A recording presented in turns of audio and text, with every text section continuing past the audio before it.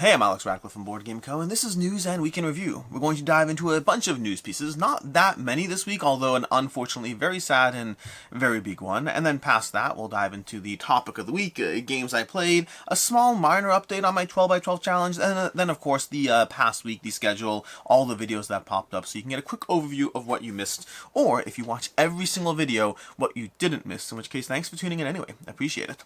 With that said, let's go ahead and dive into the news, starting off, and no computer for this time. I don't have a lot of things to really go into, at least, yeah, not a ton. But starting off, just last week, the update to last week, I talked briefly about the Wyrmwood situation. They did release a statement. I will link to the statement down below, so you can go ahead and check that out. Nothing crazy you can read. I think that my overall perception is I think they acknowledged some things as being problems that they're going to look into.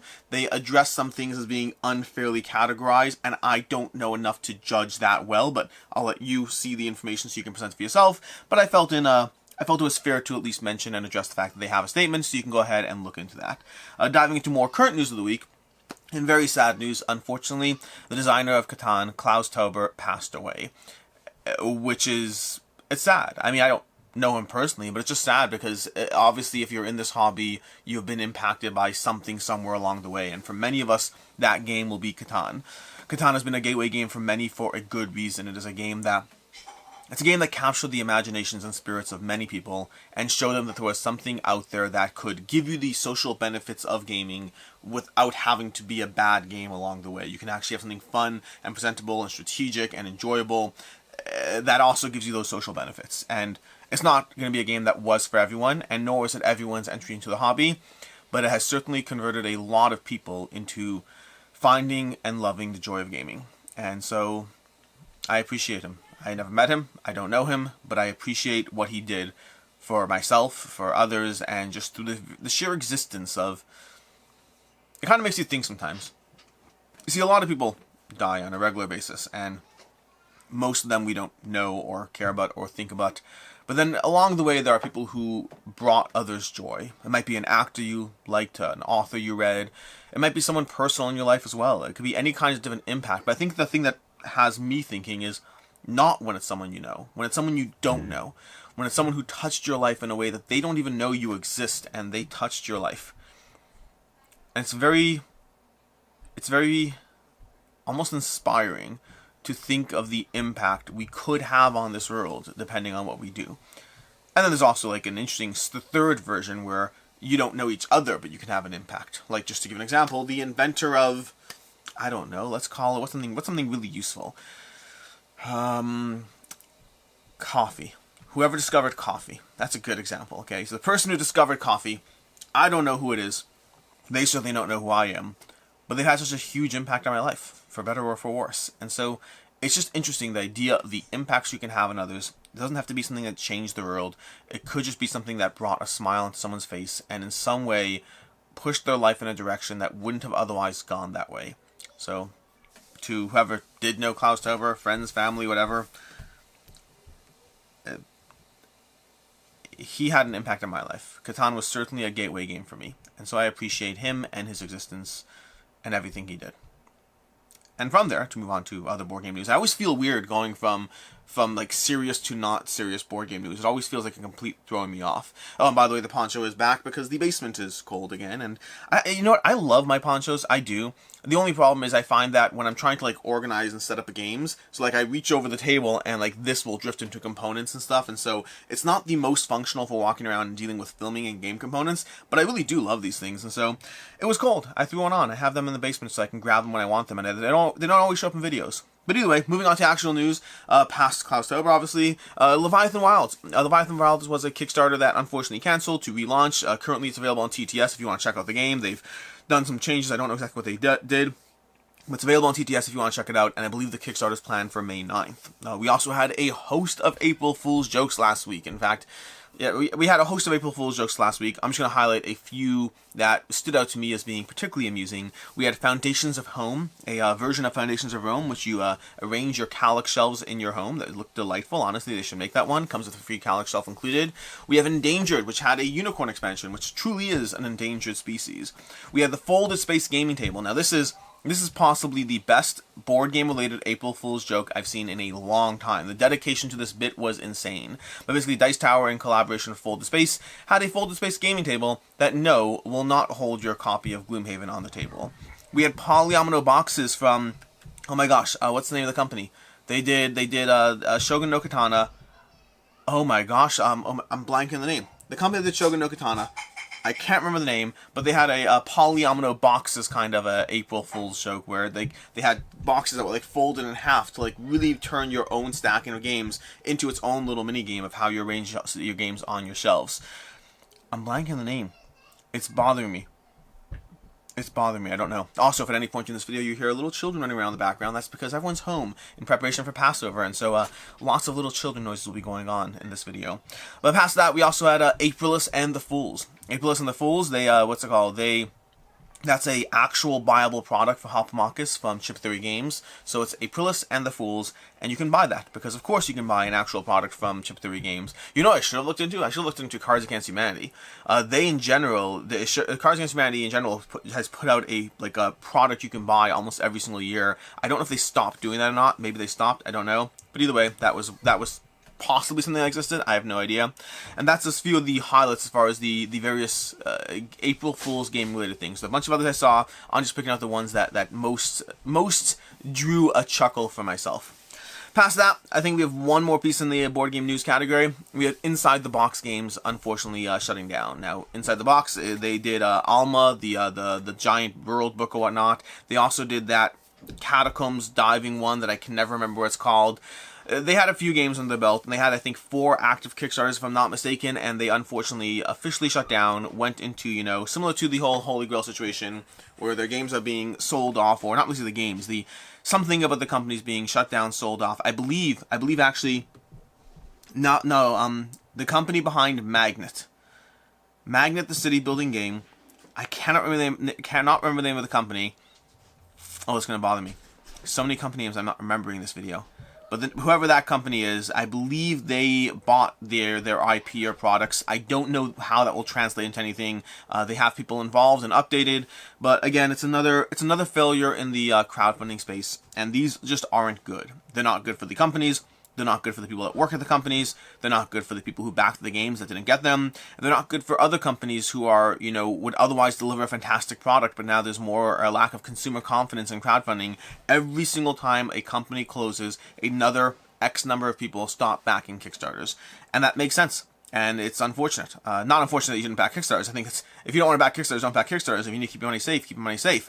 But I do think it's sad for other companies effectively being negatively affected by those who weren't able to do a good job, and not necessarily a good job.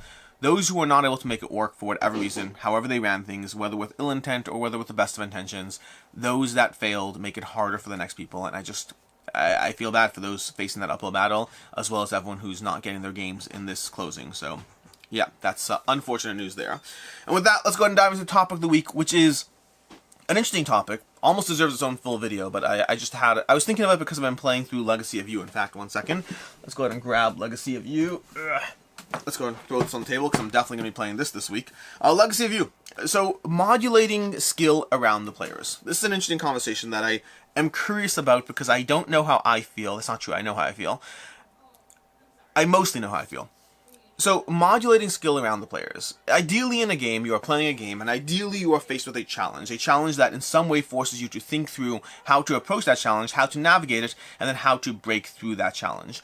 That is an interesting concept in general, because ideally when you play games, depending on what reason you play, I play games I want to be challenged for the most part. Either I'm playing a party game, and even then I want the challenge. Like, how can I think of that perfect clue in Just One, in Code Names, and any number of other Decrypto. I still like the challenge even in a party game. In Monikers, how do I want to approach it? There's still challenge there. But in general, I like making decisions in games, and in order to make a decision, there has to be a reason to make the decision. In order to be a reason to make the decision, there has to be a win-lose condition in play that forces you to approach how you're going to deal with it. It could be fairly loose, but some of that structure needs to be there. But that means I want a difficult problem to encounter. The problem is if a game is too difficult, then it's not rewarding. And if a game is too easy, it's not rewarding. So in some way you want to build a situation that approaches that with some form of something. Now, what does that mean, some form of something? It means that when you pull open Zombicide, you can go ahead and look through the scenarios and see what's easy, medium, or hard. Although I will say, come on, your ratings historically have been inconsistent, but the premise is there. The premise is this is an easier situation, a medium situation, a hard situation. So if you're good at Zombicide, tackle the harder ones, they'll give you more of a challenge. Maybe you're facing off against different bosses. Maybe you're playing a game that has a degree of escalation. You dive into Gloomhaven for the first time, and maybe things are a little tricky, but as you level up your characters, you're able to get a little more balance, and then other enemies are leveling up too, and you kind of have to force yourself to approach the scenario and just overcome the scenario. There's all these different ways to approach difficulty in games, and the one I've most recently encountered is Legacy of You, which from all that I've seen online, almost everyone who's playing this game, and myself is included in this, in fact, if you watch my playthroughs that went up this week, almost everyone playing this game seems to be losing the first scenario. Some are winning the second, but I don't think I'm sure it exists that people who have won the first scenario, but everyone I've seen is like, oh my gosh, I love this game, but I lost the first scenario, and then, oh my gosh, I love this game, but I lost the second scenario. I've only really seen, I think I saw someone who won I think I saw one person who won the second, maybe one person who won the third, and a bunch of people were just losing. Because the way Legacy of You works as a campaign system is it kind of gives you the goal, and then as you lose the game, you get a benefit for the next game. And if you win the game, you get a penalty for the next game. Effectively, however you do in the game, it modulates the next game around that to the extent that you are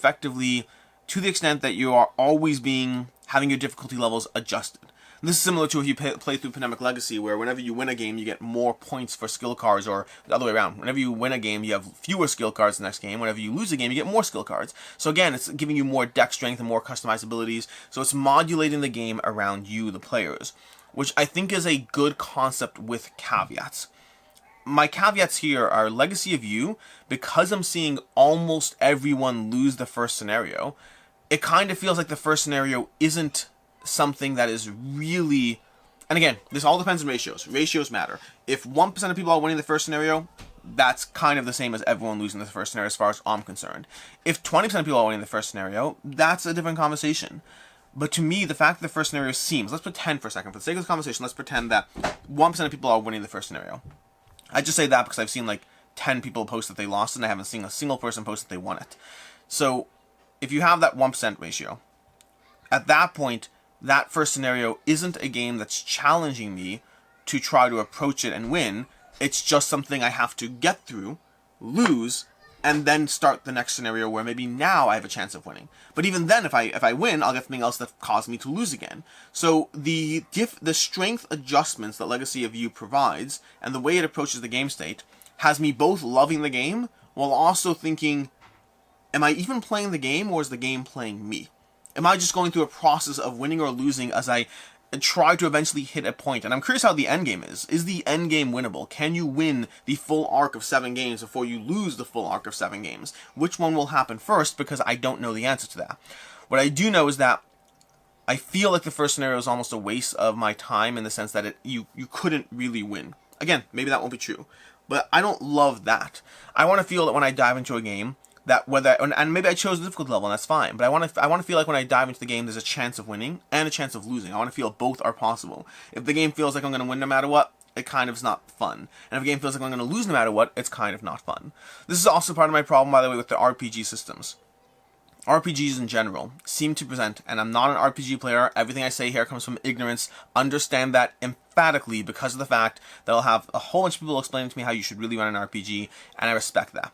What I am saying is that, from my own perception of how an RPG is run, you have the Dungeon Master who's running the game, and then the players who are playing the game, and the Dungeon Master's job to a certain extent is to kind of ensure that whatever the players are doing, they're kind of there. But they can make things up on the fly.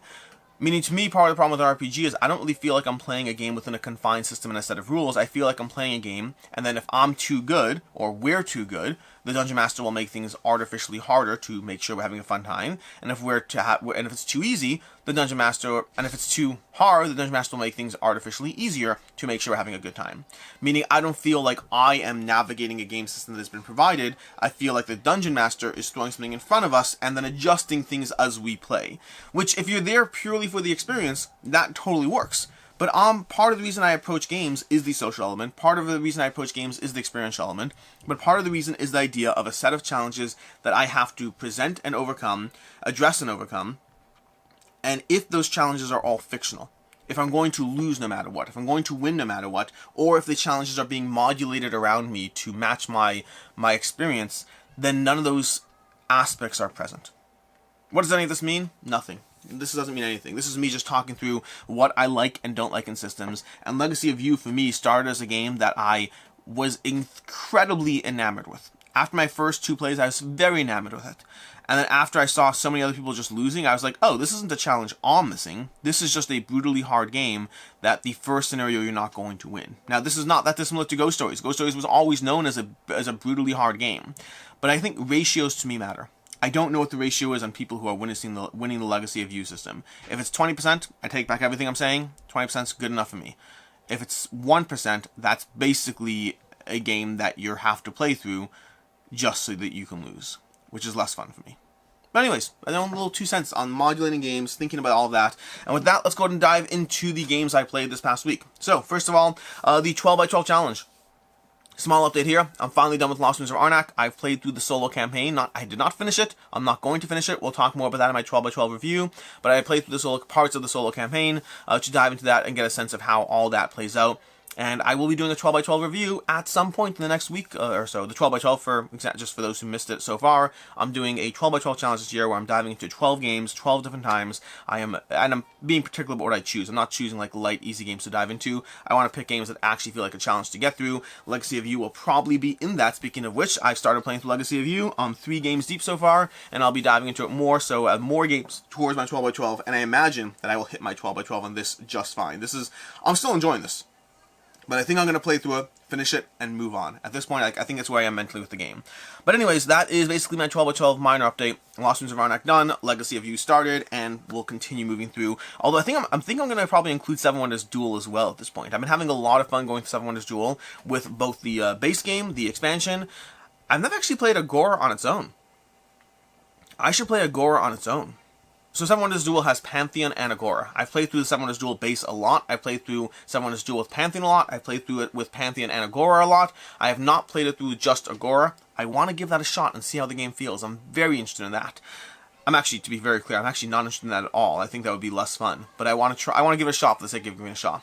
Anyways, that is everything going on there, which brings us to what I played. What I played is usually me going over a few games that I played. Usually games I'm not reviewing if I can, because if I'm reviewing the game anyway, may as well cover those thoughts. So, for example, starting off the bat this week, I'm going to talk about Mr. Jack. Mr. Jack is a game... Ooh, I talk about that too. I'll talk about 3 games. Okay, Mr. Jack. Mr. Jack is a game that I've started playing through again. I haven't played in a while. To me, Le Fantôme de Opera is my favorite game using the Mr. Jack system. The Mr. Jack system is a system in which you have 8 characters on the board, and one player is trying to eliminate who Mr. Jack is or isn't, and slowly as you eliminate characters, you announce each round whether Mr. Jack is visible or invisible, and to that end, you're slowly branching out from 8. Maybe you eliminate 3 the first round, maybe you eliminate 2 more. You're trying to narrow who it is as Mr. Jack escapes. And Le Fantôme de Opera, to me, is the best version of that system, and still to date remains the best version of that system. I like Mr. Jack. To me, at least, it's the best version. Mr. Jack is a lot of fun, and I've been playing through it again. It's been a long time since I played through it. And Mr. Jack has an interesting aspect in which Mr. Jack can escape, and you can also straight up accuse Mr. Jack and just hope for the best in the game. Those are interesting elements that aren't present in Le Fantôme de Opera.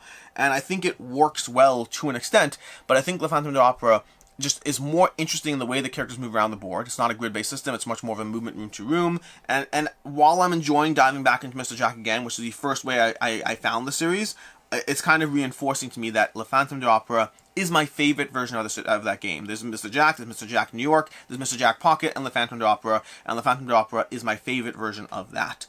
Past that, what else do we have? We have Tapestry. I've been playing a lot of Tapestry recently, and I've been enjoying it. Tapestry is one that it's a game that I like, but I don't love. And I find it's almost like a 2-hour-long version of Ganz Clever, and I like Ganz Clever, and Tapestry hits those same vibes. But the more I play Tapestry, and not with the expansions yet, I should dive into the expansions again, but I It's not a game I'm ever going to love, but it's a game I always have fun playing. It's a game that I always like the escalation of the tracks and the ways you approach the crisscrossing tracks and the merging of things. There's a lot of elements of the game that I'm not into. I find the text to be dry and not interesting. I find the area control to be dry and not interesting. But I find that the way everything combines around those tracks does kind of work and makes me want to consistently approach and reapproach those systems as much as possible. And so overall, Tapestry is one that it's still one that I'm not gonna I'm not crazy about it, but I very much enjoy it. And I'm playing on my phone to figure out what the last thing is, because I can't remember what the last game I was going to pull was. Let me go to drafts over here. What was the last game? The last game I was going to pull was Wonderful World. It's a Wonderful World. So that was the last one over there. Wonderful World is another game I dove back into recently, and that's one where diving back into it kind of reinforced to me that it's not a game for me. It's well loved. People love It's a Wonderful World. For me, I'll take Seven Wonders any day over it, as well as a dozen other drafting games. Every time I play It's a Wonderful World, I both enjoy the end game, but find the early game to be such a tedious aspect of choosing things and trying to mix and match colors in a way that works. I just find it almost feels like homework, and less rewarding homework at that. And this might sound harsh. I like the end game. Every time I get to the end game, I'm very happy with what I've built. It kind of reminds me of Red Rising.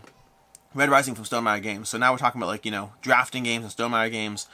Red Rising is another game where I always enjoy the end of it, but I never enjoy the process of building my hand. And It's a Wonderful World is very similar. I enjoy the end of it. I love the last round where I finally am making everything work, and the first round feels like a complete write-off, the second round feels like a complete write-off, and the third and fourth round are where I start to have fun with the game system, as enough structure is in place that I can kind of just do what I need to do. I don't understand how this game, and this happens a lot, there's a lot of games that I just don't understand how much they're loved or why. It's a Wonderful World is loved. People love that game. You probably love that game. For me, I enjoy it. It's fine, but I just drastically prefer Seven Wonders, and I know those two are compared a lot, and I know that It's a Wonderful World is picked a lot. I think it's picked over Seven Wonders by a lot of people. And that's my brief notes on a few games, but it's just interesting, because these aren't necessarily opinions that are new. Tapestry is a little bit new for me, because Tapestry is a game I've gone back and forth on. I've enjoyed it, but also not, loved it. Wonderful World, I've enjoyed it, but always pick Seven Wonders. And then, Lost in Mr. Jack is one I just haven't had a chance to play in a while. So actually, these are 3 games I have not played in a long time that I dove into this past week. And with that, let's go ahead and dive into the week in review, starting off with Saturday. Saturday, I had a review for... What do I have over here? I have something sticking out of my poncho here. Something I keep knocking into it. I don't know what it is. I know it's a little splinter. I don't know. Either way, Saturday I had a review for Dinner in Paris. Dinner in Paris is a fun little game that unfortunately didn't stick for me. It's a little too simple and doesn't do enough. It's a fine game, just doesn't stick. It's okay. I'm willing to play it. It's not going to be my first pick.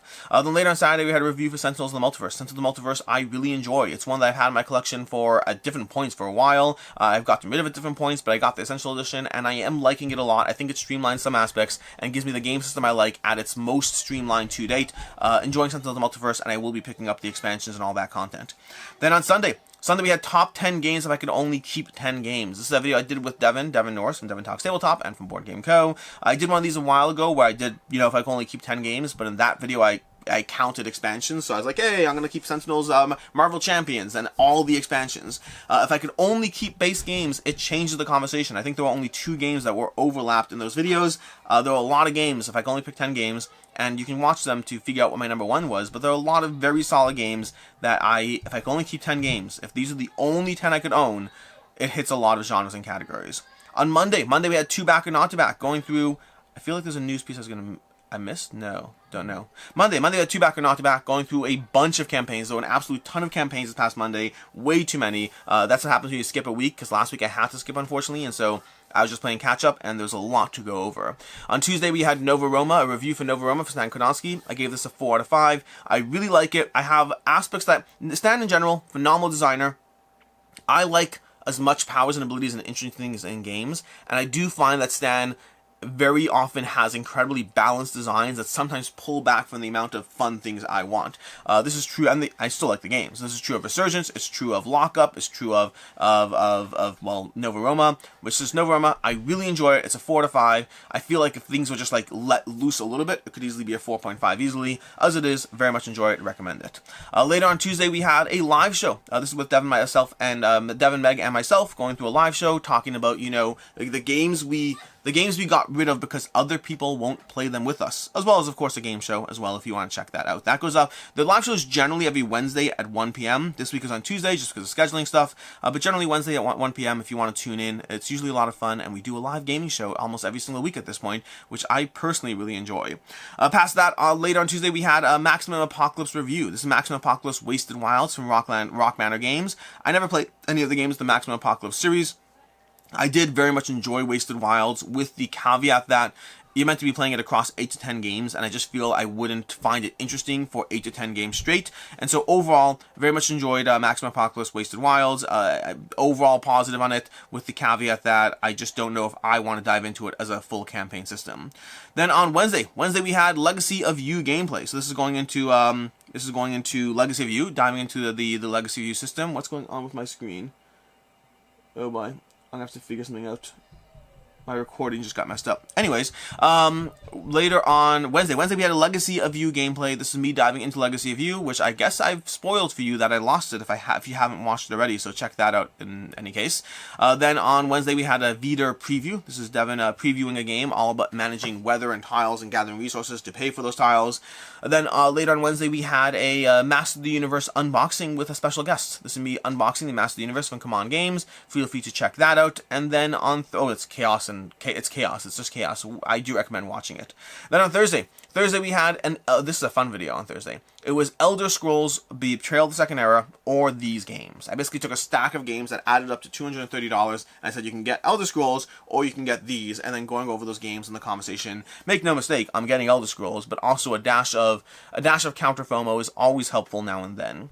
That was Thursday. Then on Friday we had a few videos. We had 2 videos. We had Gamefound Updates videos, just going over a bunch of various things that Gamefound has been doing the past, few months. In general, the Gamefound Update videos, I try to keep them infrequent on Board Game Co., but they do show up, every few months with a general kind of quick update as far as things changing, things going on the platform, a lot of fun active campaigns, and all of that. And then later on Friday, we did a video retiring a character, together with Professor Meg, talking about retiring characters in Gloomhaven. This is actually filmed a long time ago, just hasn't had a chance to go up until now. That's going up on Friday.